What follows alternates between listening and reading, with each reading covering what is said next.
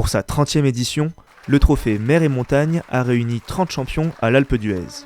Pendant 3 jours, marins, alpinistes, skieurs et navigateurs ont raconté leur parcours sur grand écran. Non, mais à un moment, prendre le commandement d'un bateau aussi grand et avec autant de monde, ça se réfléchit en fait.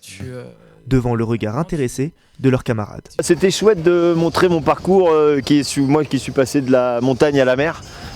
D'une certaine manière, c'est aussi grâce à cet événement que ça s'est fait, parce que cet événement a permis de rencontrer plein de marins et finalement de me lancer dans ce projet-là. C'est toujours une rencontre toujours sympa. Montagnards et marins se comprennent très très bien. Et puis nous on découvre plein de choses à travers les films de nos collègues qui ont fait des exploits.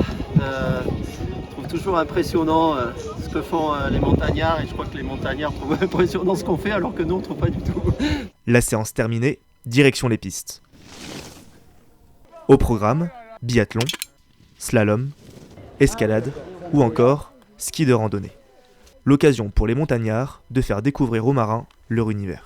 On est hyper impressionnés par les marins, parce qu'en fait passer d'une discipline à l'autre, déjà quand tu as un petit peu l'habitude de pratiquer chacune d'entre elles, c'est pas forcément évident, mais alors eux qui sont pas du tout de cet environnement-là, ils sont impressionnants.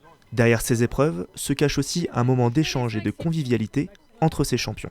On ne parle pas de nos palmarès, on parle plus des expériences qu'on a vécues à travers ces aventures-là, et du coup ça fait du bien aussi en fait des fois d'être entre athlètes, entre champions, entre guillemets. Je trouve que ça fait du bien, déjà ça te rend beaucoup plus humble, et puis en fait tu parles de choses plus profondes.